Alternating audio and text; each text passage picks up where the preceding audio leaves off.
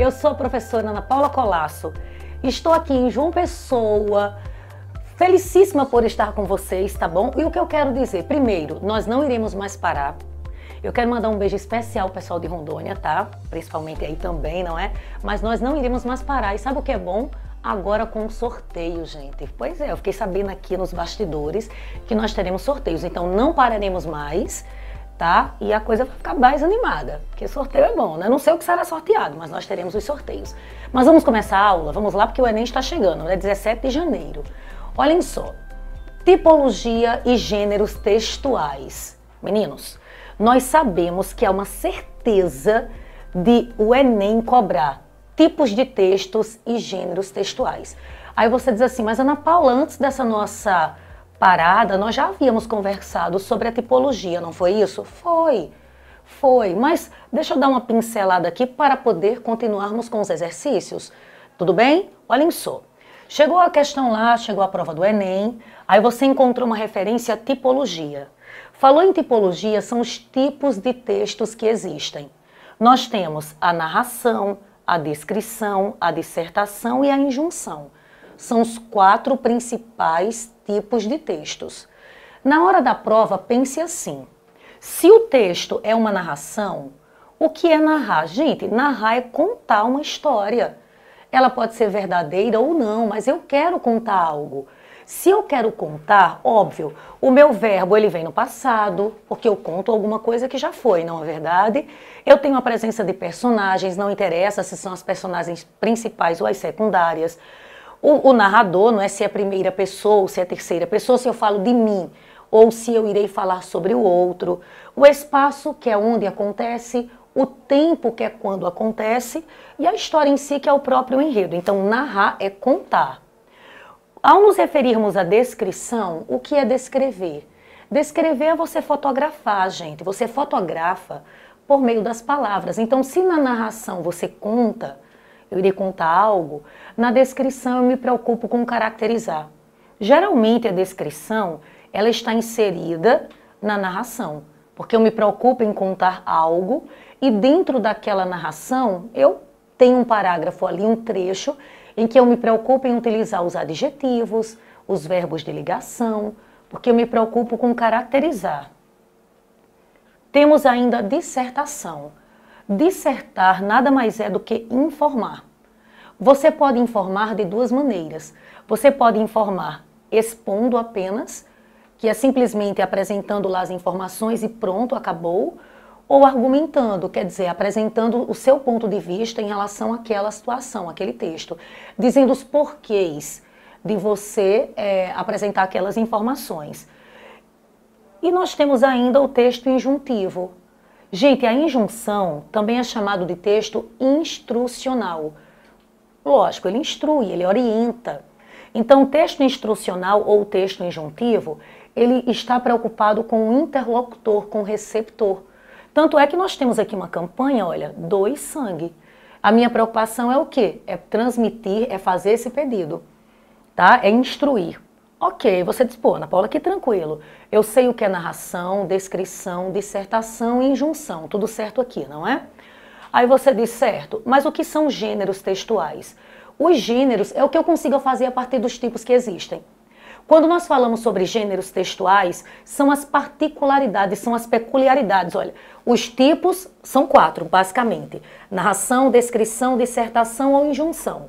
Mas quando eu digo que um texto ele é narrativo, dentro da narração eu posso ter o quê? Uma tirinha, eu posso ter o quê? Uma história, qualquer tipo de texto, um quadrinho, em que eu tenho ali um mito, uma lenda. A minha preocupação é o contar.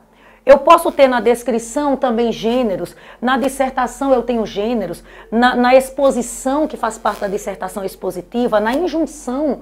Então, cada tipo eu posso encontrar gêneros, que são os mais diversos. Aqui eu pus biografia, conto de fadas, história em quadrinhos, notícia, fábula, convite, música, poema, bilhete, acróstico, e-mail. O que você imaginar irá representar aqui, irá caracterizar o gênero textual. Então, repetindo, os tipos de texto são basicamente 4. Existem basicamente 4 tipos de textos. Os gêneros aí são incontáveis. Ficou claro isso para vocês? Ok. Aí você diz, como é que o Enem cobra este assunto, hein? Vamos ver aqui. Olha o que veio na prova do ano passado.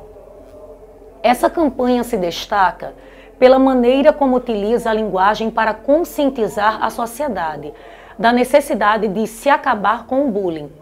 Tal estratégia está centrada em quê?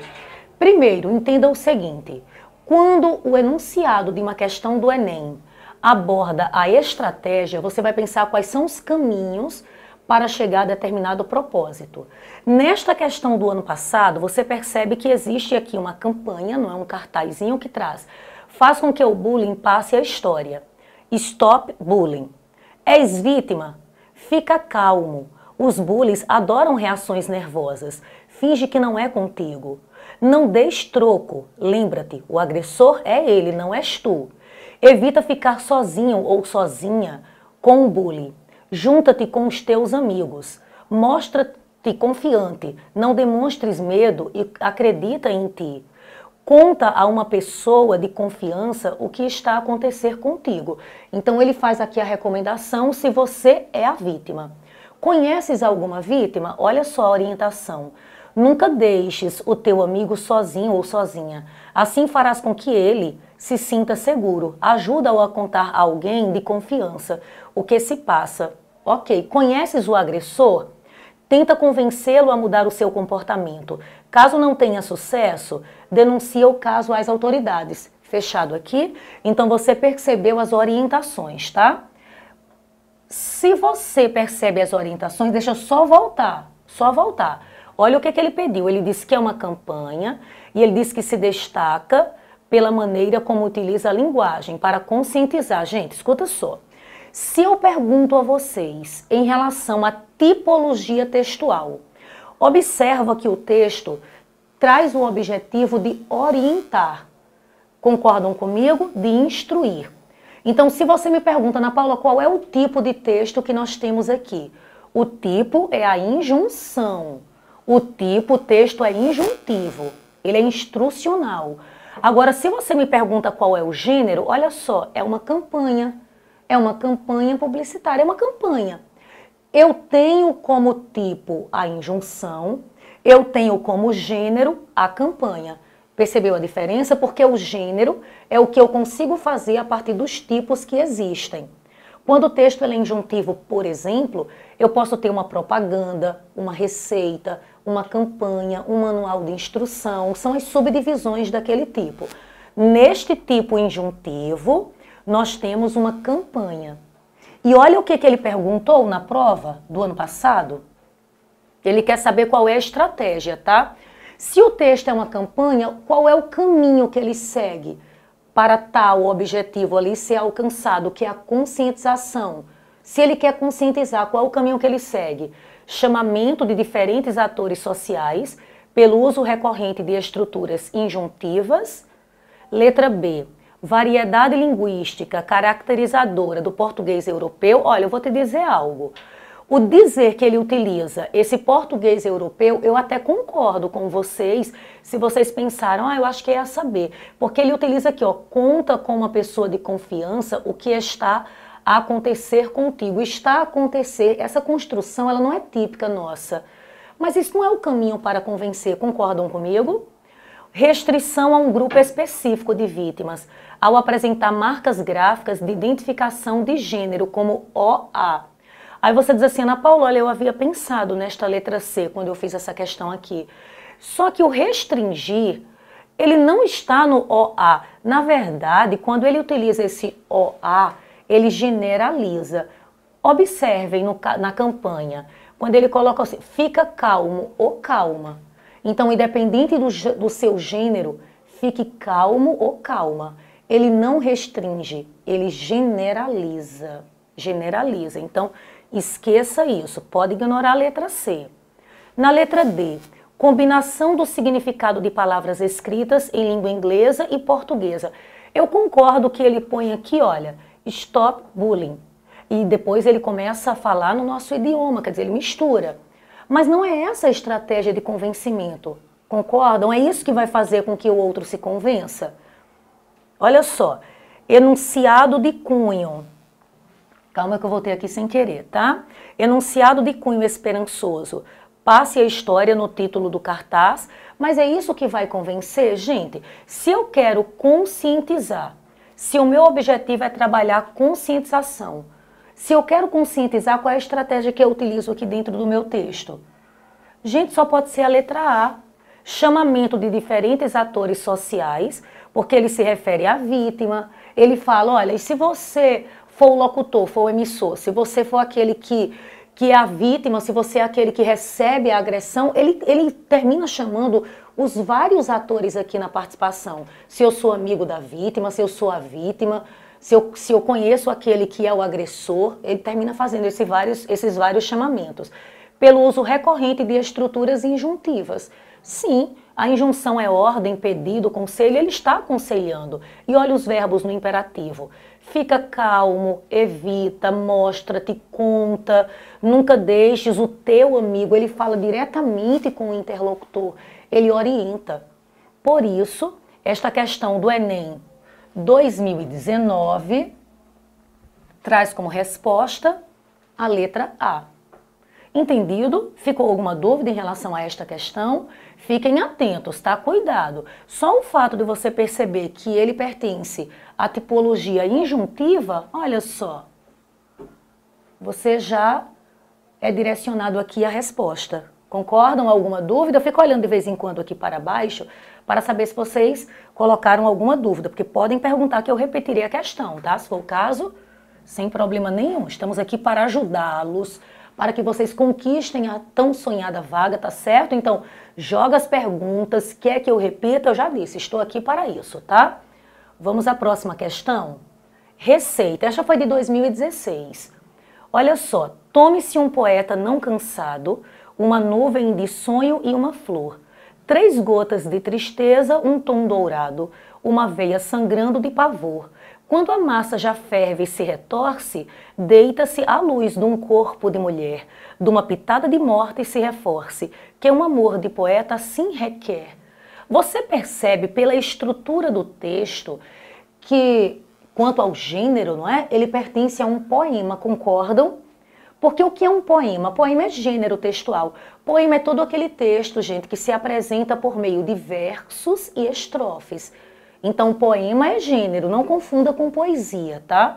Porque poesia é sentimento, a poesia é emoção, a poesia pode estar em qualquer texto, em qualquer situação. Numa fotografia, em uma imagem qualquer. Poema tem a ver com a estrutura. Então, observa que a estrutura é de um poema. Ao mesmo tempo, você percebe que o título é uma receita, ou seja, é receita. E é uma receita de como ele constrói o poema. Tanto é que é um poema que fala de um poema. Vocês lembram qual é a função da linguagem, quando nós temos aquilo que fala daquilo mesmo? Metalinguística, não é? Se formos falar sobre a função da linguagem, depois eu irei revisar este conteúdo com vocês, tá? Quero todo mundo tinindo aqui para o dia 17 de janeiro, tá? Mas a partir do momento que você percebe pela estrutura, você quer saber a função? É poética, pela estrutura. Mas nós também temos o poema explicando como é que ele faz o poema. Como é que ele faz o poema? Ele toma um poeta cansado, uma nuvem de sonho e uma flor, 3 gotas de tristeza, um tom dourado. Percebeu que é bem uma receita da produção de um poema? Uma veia sangrando de pavor, quando a massa já ferve e assim vai, não é? Entendeu? Então ele usa o poema, repito, para explicar como é que se faz o poema. Mas vamos ver o que foi que eles cobraram na prova 2016? Os gêneros textuais, que eu já te disse, são as subdivisões aí dos tipos, caracterizam-se por serem relativamente estáveis. A característica assim, é um gênero, não é? Quando nós falamos em gênero, nós falamos sobre um gênero textual. Então essa é a característica no geral. E podem reconfigurar-se, ou seja, pode reconfigurar, ele pode adquirir outra figura, outra característica, em função do propósito comunicativo. Você vai observar a intenção.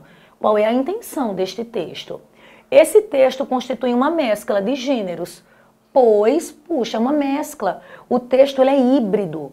E por que é uma mescla? Ele mescla o quê? Vamos ver aqui, olha. Ele introduz procedimentos prescritivos na composição do poema. Prescrever é orientar, concordam comigo? Quem prescreve irá orientar o médico. Quando ele prescreve lá uma receita para você, ele não orienta, não é isso? Não é isso que acontece? Pronto. Bom, não sei se essa história da prescrição na composição do poema, vamos dar sequência? Explicita as etapas essenciais à preparação de uma receita. Olha, sabe o que eu peço para você observar? Ele quer saber o porquê que constitui uma mescla, tá bom? Ele quer saber por que é uma mescla. Então, a partir do momento que ele cita só a injunção ou só a questão do poema, não haverá mescla. Ele quer saber o que é essa mistura. Olha, no primeiro ele falou procedimentos prescritivos na composição do poema.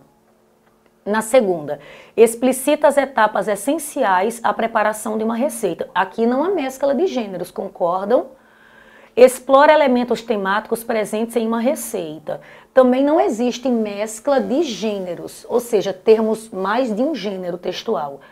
Apresenta organização estrutural típica de um poema. Aqui é só o texto que representa o poema, então não existem 2 ou 3 gêneros. Utiliza linguagem figurada na construção do poema, mas o poema já traz essa característica da linguagem figurada, de termos um sentido conotativo. O que é que eu peço para vocês observarem?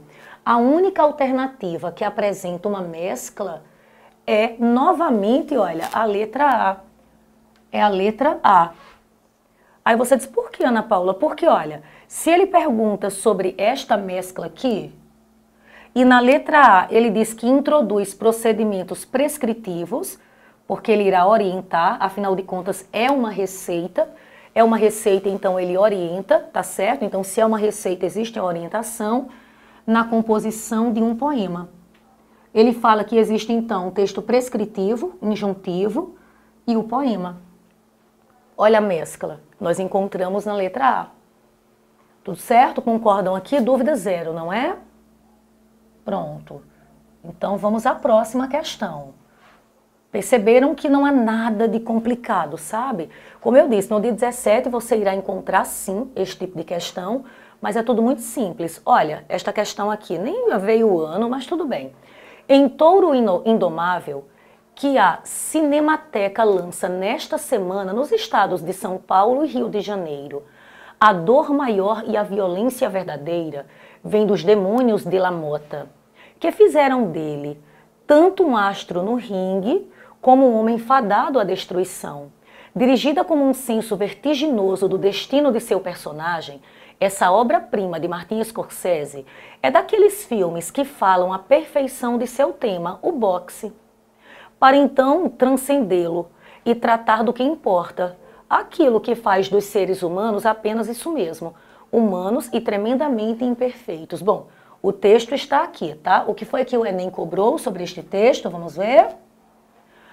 Ao escolher este gênero textual, opa, aí eu vou e paro e penso, qual gênero? Eu não sei qual é o gênero. O produtor do texto objetivou o quê, rapaz? Para eu responder à questão, eu preciso saber qual é o gênero que nós temos aqui. E olha, eu irei te dizer algo em relação a este tipo de questão, tá? Se você quer saber qual o gênero textual, vamos lá, eu quero saber o gênero. Ele começa o texto falando sobre um filme de Martin Scorsese, mas ele começa falando sobre o filme, não é verdade? Olha, em Touro Indomável, que a Cinemateca lança nesta semana nos estados de São Paulo e Rio de Janeiro. A dor maior e a violência verdadeira vem dos demônios de La Mota.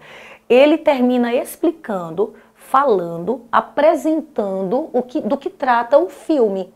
Então o filme trata de quê? Mas é aquela coisa superficial, não é uma sinopse ali. Olha, que fizeram dele tanto um astro no ringue, como um homem fadado à destruição. Então ele está falando do filme. Aí ele vai e explica quem foi que dirigiu. Não, dirigida com um senso vertiginoso do destino de seu personagem, essa obra-prima. Gente, quando ele diz que é uma obra-prima, você percebe que ele está elogiando. Aqui, olha, ele faz um elogio, tá? De Martin Scorsese, daqueles filmes que falam a perfeição de seu tema, o boxe. Você notou que ele está apresentando um resumo do texto, não vou dizer um resumo porque ele falou bem pouco mesmo, mas ele apresenta, ele te dá uma noção do que é o texto. E em seguida, ele apresenta o seu posicionamento, o seu olhar crítico. Vocês perceberam isso? Como é que se chama, qual é o nome dado ao gênero textual que trabalha com esta ideia de eu fazer um resumo de um livro, de um filme, não interessa, de uma peça teatral, não importa. E depois eu me posicionar. Sabe o que você encontra no Adoro Cinema? Como é que se chama isso? Resenha crítica. Aquela ideia de você, eu quero assistir a um filme hoje, mas eu não sei se o filme, será que eu irei perder ali 2 horas e meia e irei depois desgostar? Eu irei pesquisar, procurar saber qual é a crítica em relação a este filme. Aí eu vou lá na internet, pronto, isto é uma resenha. Quando você faz a leitura, aquele texto que você encontra lá, que vai mostrar o posicionamento de quem já assistiu ao filme, é uma resenha crítica. Então é você se posicionar em relação àquela obra. E ele se posiciona. Ana Paula, se fôssemos identificar o tipo de texto, o texto, porque o gênero você está dizendo que é uma resenha crítica, não é isso? Eu estou dizendo a você que é uma resenha crítica. Eu tenho a explanação do filme, do livro, não importa, e depois o ponto de vista. Mas e quanto ao tipo textual? Gente, quanto ao tipo textual, é um texto argumentativo. Afinal de contas, ele irá se posicionar, ele informa, mas ele se posiciona. É informação, mas há opinião. Então, quanto ao tipo, é dissertação argumentativa. Agora, quanto ao gênero, é uma resenha crítica. Aí ele não disse, sabe, na prova, ele não falou, ele não apresentou a questão do... Deixa eu passar aqui, tá certo? Ele não apresentou o gênero, ele simplesmente pediu para o candidato, a partir do momento já conhecendo, sabendo qual é o gênero, ele marcar a característica, qual é o objetivo, qual é a intenção. Qual é a intenção? Vamos ver o que é que vocês marcariam aí. Olha, na letra A eles puseram construir uma apreciação irônica do filme. Ele é irônico? Não, porque o que é ser irônico? Ser irônico é você dizer algo subentendendo outra coisa. Então eu sou irônico quando eu digo, bonitinho você aí do outro lado. Mas eu estou justamente falando o contrário do que eu penso. Concordam comigo? Na entonação, inclusive, você percebe isso. B. Evidenciar argumentos contrários ao filme de Scorsese. Ele se posiciona contra. Ele em algum momento no texto vai se posicionar.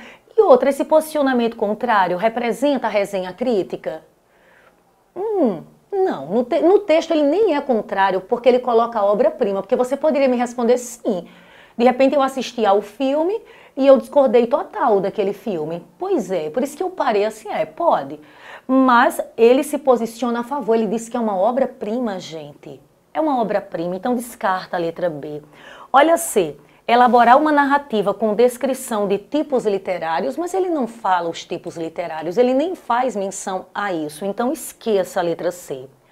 Apresentar ao leitor um painel da obra, ele apresenta, não? Ele fala no personagem, lá Mota, ele fala ali a história do box, concordam comigo? E se posicionar criticamente, porque é uma resenha crítica, então ele se posiciona, porque o gênero textual é uma crítica. Se é para o bem ou para o mal, mas é uma crítica. Logo, a resposta só pode ser a letra D. Sim, a resposta é a letra D. Até porque na letra E, olha, afirmar que o filme transcende o seu objetivo inicial e por isso perde a qualidade. Mas como é que eu vou te dizer que perde a qualidade se ele elogia? Se ele diz que é uma verdadeira obra-prima? Tudo bem? Então a resposta é a letra D. Mas a resenha crítica é isso, tá bom? É você fazer daquele panorama, daquela obra, daquele texto, e depois você se posicionar. Tem que ter o posicionamento, tá?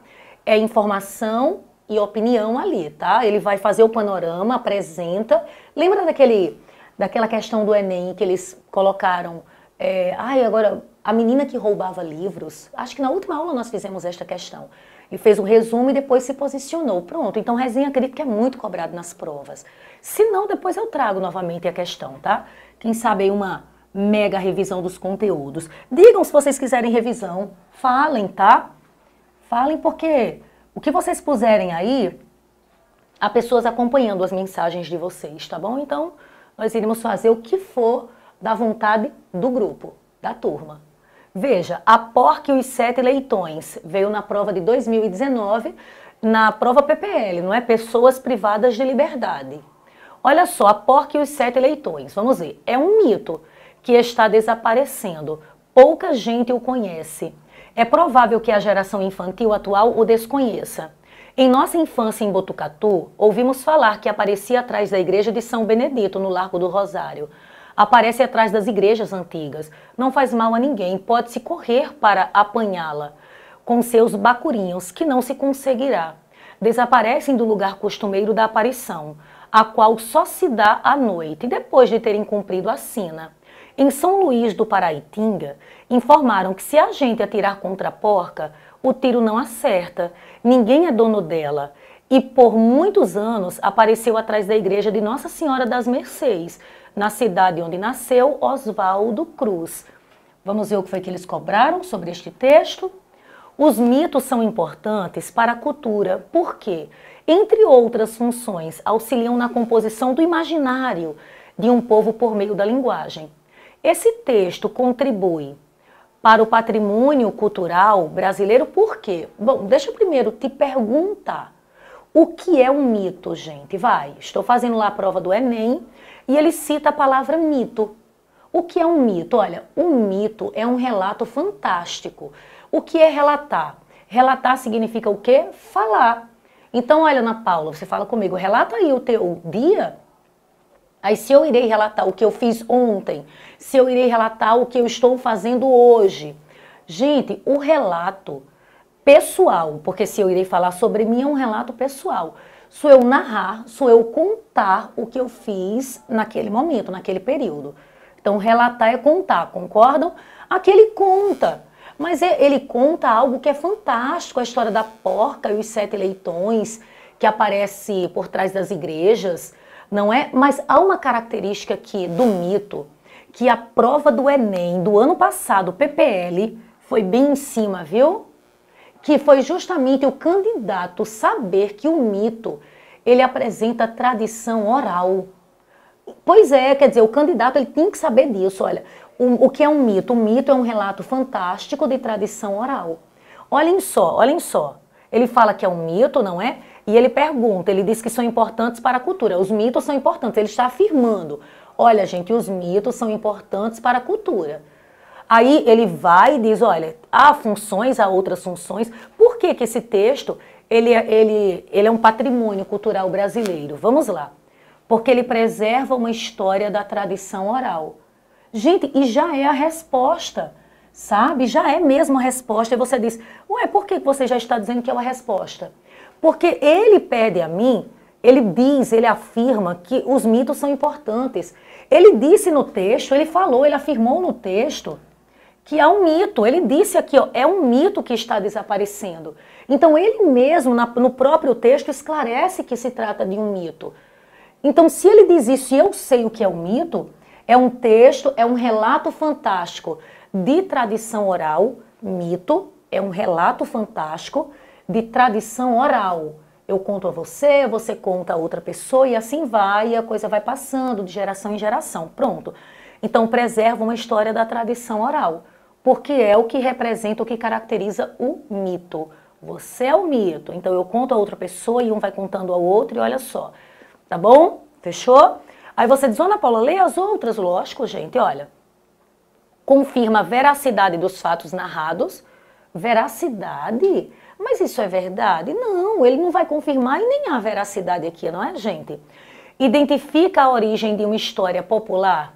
Ele vai dizer quando surgiu? Não. Ele fala que ele morava em Botucatu, ele fala que aparecia por trás das igrejas, mas a origem da história popular, não. A origem, não. Apresenta as diferentes visões sobre a aparição, ele não dá diferentes visões. Ele diz, ó, aparece por trás das igrejas e também não fala mais nada a respeito. Reforça a necessidade de registro das narrativas folclóricas, mas ele não diz, olha, uma necessidade de registrarmos as narrativas folclóricas. O texto não é isso. Por mais que você aí do outro lado diga assim, mas Ana Paula, eu acho que isso seria um pensamento adequado. Sim, mas não interessa o que você acha sobre, o que interessa é o que está no texto. E o texto não está trazendo esta situação. O que o texto traz é que, olha, é um mito. E por que que este mito é importante para o patrimônio cultural?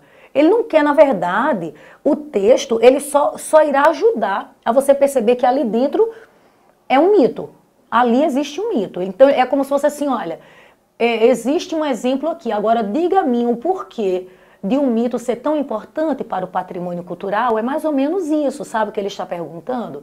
Então, você sabendo que um mito é um relato fantástico de tradição oral, você já vai na resposta. Porque a pergunta é, o que é mito? Traduzindo é isso, sabe? Traduzindo, essa é a pergunta. Ok, ficou fácil?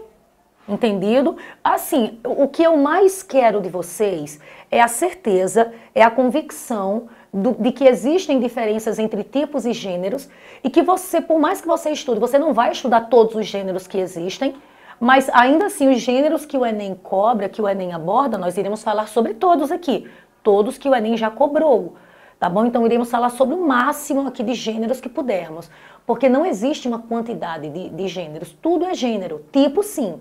Tipos são contáveis, como eu te falei, gêneros não, tá bom? Vamos fazer uma próxima, uma outra questão do Enem? Vamos aqui, olha. Reclame, essa foi 2018, também PPL, também Pessoas Privadas de Liberdade. Reclame. Se o mundo não vai bem a seus olhos, use lentes, ou transforme o mundo. Ótica Olho Vivo, agradece a preferência. Rapaz, olha, aqui de cara, olhando para o texto, eu percebo, há um poema, concordam comigo? Existe aqui um poema pela estrutura, não é? Pela estrutura. Mas nós também temos a história da injunção. Olha o título, Reclame. Percebe a ideia do próprio título? E olha só, Ótica Olho Vivo agradece a preferência. Olha, se o seu mundo não vai bem aos seus olhos, use lentes. Tá vendo aqui, ó, use lentes. Ordem, pedido, conselho, súplica, representa a injunção. Então nós temos aqui também uma mistura. Nós temos uma mistura aqui. Aí você diz, Ana Paula, calma aí. Você disse que existe a ordem, o pedido, o conselho. Nós temos um poema. O poema é um gênero textual que não vai fazer parte da injunção. Ele misturou, não foi? Foi, ele misturou. E daí, olha, ele esclarece no enunciado que o texto é híbrido. Ele mesmo fala sobre isso. Olha, os gêneros podem ser híbridos. O que é hibridar? Não é misturar? Olha, é híbrido porque está misturado, existe mais de um gênero aqui, mesclando características de diferentes composições textuais que circulam socialmente. Nesse poema, porque o poema já é um gênero textual, tá? O autor preservou do gênero publicitário a seguinte característica. Eu tenho certeza que você já matou aqui a questão, já sabe qual é a resposta. Porque ele disse que o texto ele é híbrido. Ele disse que há um poema. Ele também fala, porque olha, a estrutura do texto é a estrutura de um poema. O texto é feito em versos, a estrutura é de um poema. Mas ele fala assim, tá, há também aqui o gênero publicitário. O que é que caracteriza esse gênero publicitário? Ok, deixa eu ver o que você vai responder. Eu tenho certeza que você marcou a letra B. Foi? E você acertou, se você pensou na letra B. Emprego da injunção.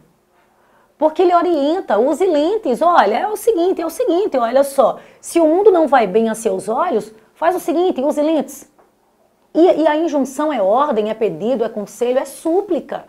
Então o que ele preserva é isso, porque a injunção, ele orienta, e o texto publicitário, ele traz esse objetivo de orientar, de tentar persuadir, concordam? De tentar convencer.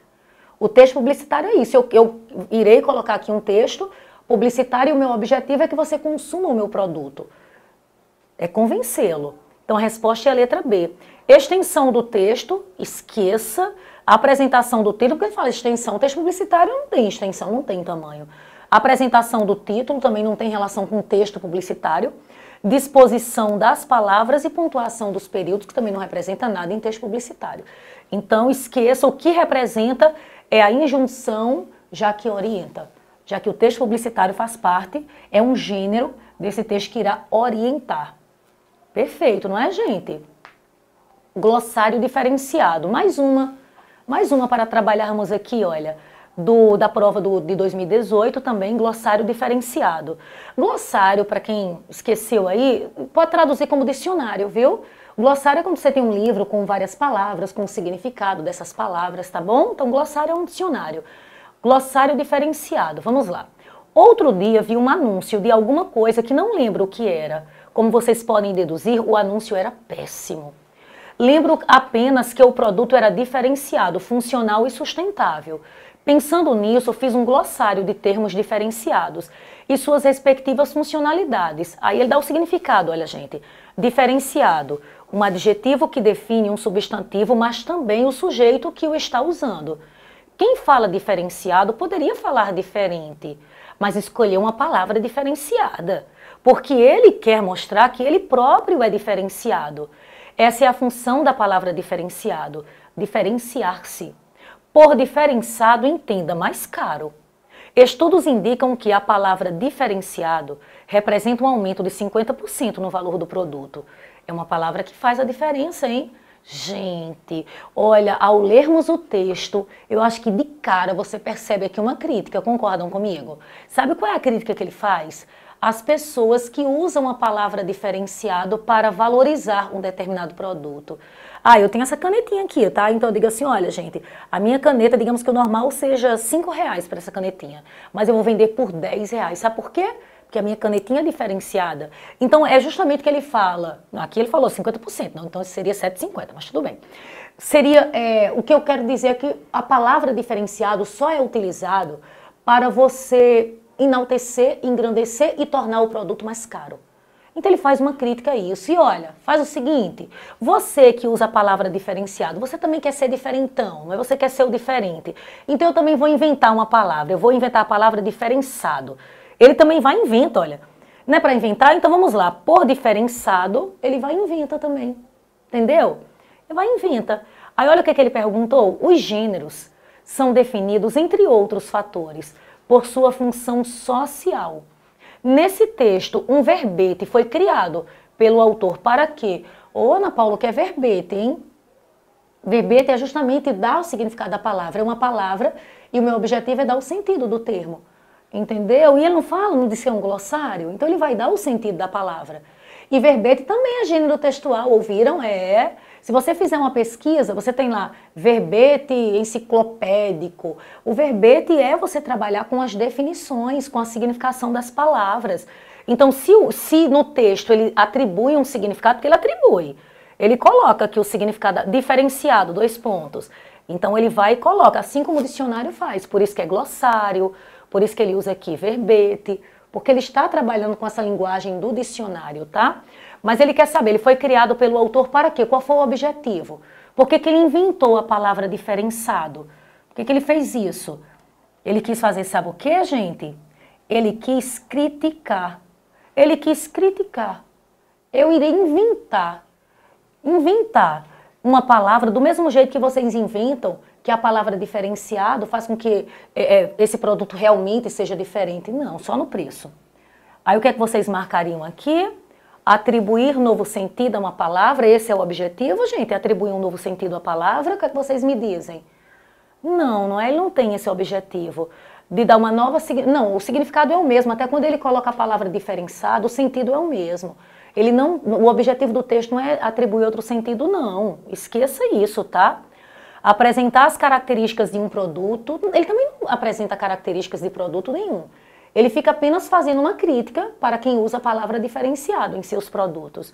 Mostrar um posicionamento crítico, não é? Ele critica no texto, é a letra C. Isso, é a letra C. Olha só. Ele vai criticar. Registrar o surgimento de um novo termo? Não, porque aqui não é neologismo, ele não quer registrar o novo termo. Ele usa a palavra diferenciado, quando ele usa lá no texto, mas é com o objetivo da crítica, não esquece. E contar um fato do cotidiano, não. O objetivo dele não é falar uma situação do dia a dia.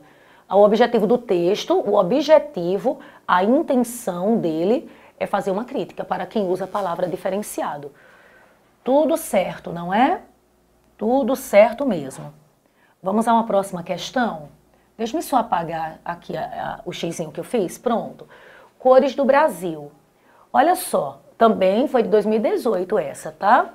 Cores do Brasil. Ganhou nova versão, revista e ampliada. O livro lançado em 1988 pelo galerista Jacques Ardies, cuja proposta é ser publicação informativa sobre nomes do movimento Arte Naif do Brasil, como define o autor. Trata-se de um caminho estético fundamental na arte brasileira, assegura Ardies. O termo em francês foi adotado para designar internacionalmente a produção que no Brasil é chamado de arte popular ou primitivismo, esclarece Ardies. O organizador do livro explica que a obra não tem a pretensão de ser um dicionário. Falta muita gente, são muitos artistas, observa. A nova edição veio da vontade de atualizar informações públicas há 26 anos. Ela incluiu artistas em atividade atualmente e veteranos, que ficaram de fora do primeiro livro. A Arte Naif no Brasil 2 traz 79 autores de várias regiões do Brasil. Ok, então eu creio que você tenha percebido que este texto ele é expositivo, porque ele só informa aqui, não é? Ele está informando justamente sobre o lançamento deste livro, que fala sobre os artistas aí, não é? Que são esses artistas autodidatas, porque a Arte Naif é isso, sabe? São artistas autodidatas. Mas deixa eu te mostrar aqui, calma, cadê a questão que não está indo? Olha só o que eles puseram na prova. O fragmento do texto jornalístico, ele já me deu uma pista, o texto ele é jornalístico, ele deu uma pista aqui. Aborda o lançamento de um livro sobre arte naif no Brasil. Na organização desse trecho, predomina o uso da sequência o quê? Ah, já foi, não é? Olha só, eu irei ler rapidão aqui e veja o que você marcaria, olha. O texto é jornalístico, tá bom? O texto ele é jornalístico, fechou.